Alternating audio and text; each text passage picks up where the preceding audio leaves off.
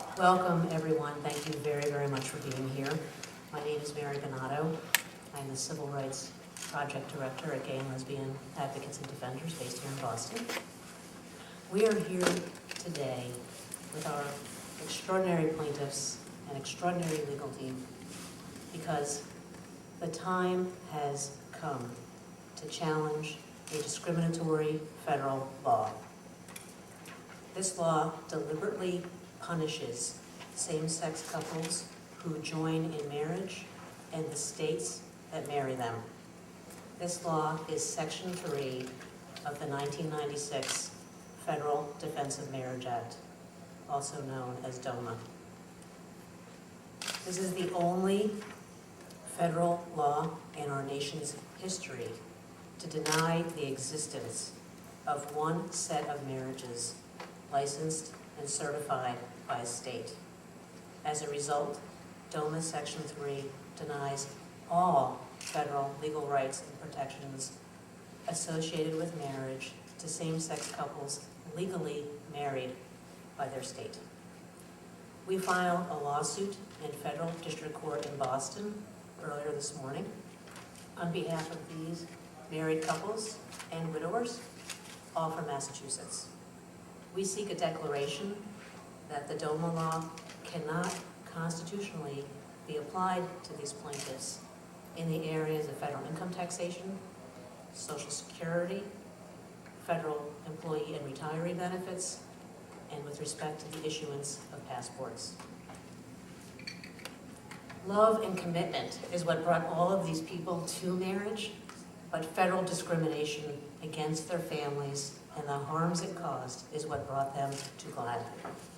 In terms of firsts, today marks the first time this law has been challenged by people married in their state of residence and denied protections for which they are eligible. There are 1,138 federal laws and programs that take marriage and marital status into account. DOMA hurts these individuals, these couples, these families, and thousands of others like them in Massachusetts by pretending their marriages don't exist and denying them the rights and protections all other married families receive. This discrimination takes a toll. The federal government bars these people from programs that would enable them to take better care of each other and of their children. The federal safety net has been pulled away from them alone. These are people who cherish one another, cherish their families, they work hard, they do play by the rules, they pay their taxes, they raise children, they participate in their communities, yet they are treated differently from their married neighbors, friends, family, and co-workers here in Massachusetts only because the federal government has singled them out. You will hear stories of loss made even more unbearable by the federal government's discrimination. You will meet families who willingly make sacrifices for their children, but are harmed by the federal government's nullifying their marriages. This is how it works. DOMA takes Massachusetts married couples and divides them into two groups.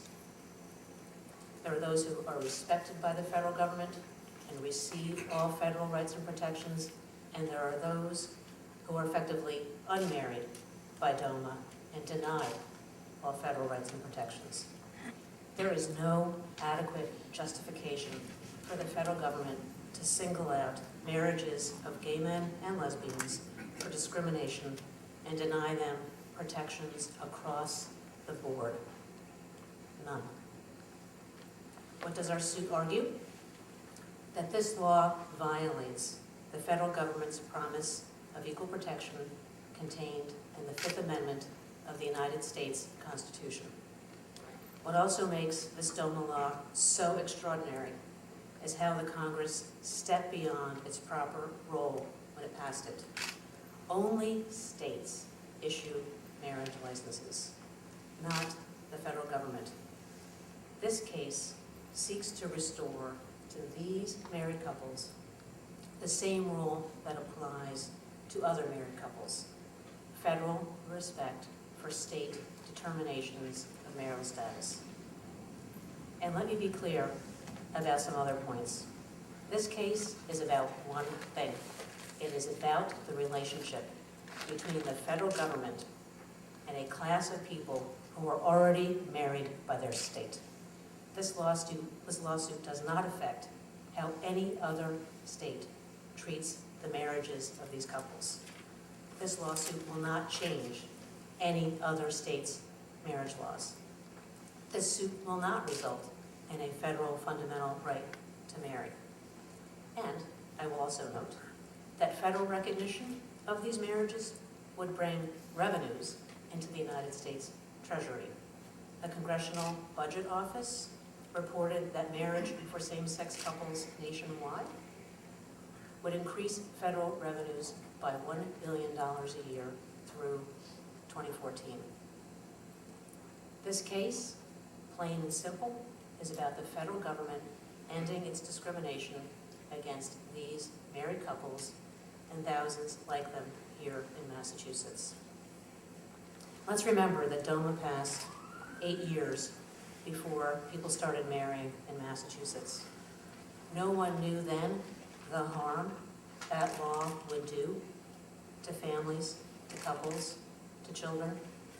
Now we do, and it's time for it to end. Now, I'd like to just briefly introduce our attorney team. In addition to me, we have from GLAD's legal director, Gary Buzik, and staff attorneys Jansen Aru and Neil Eschke, all seated over here. We also have with us from the Boston firm of Foley Hoag, Claire Laporte, Vicki Henry, Amy Seaton, Sean Skaya, and not here is Matt Miller. From the Boston law firm of Sullivan and Worcester, we have Amit Panda, Rich Jones, and not here is Dave Nagel. Unfortunately, he had a deposition. And not here also, but certainly part of the team, is Paul Smith from Jenner & Block in Washington, D.C.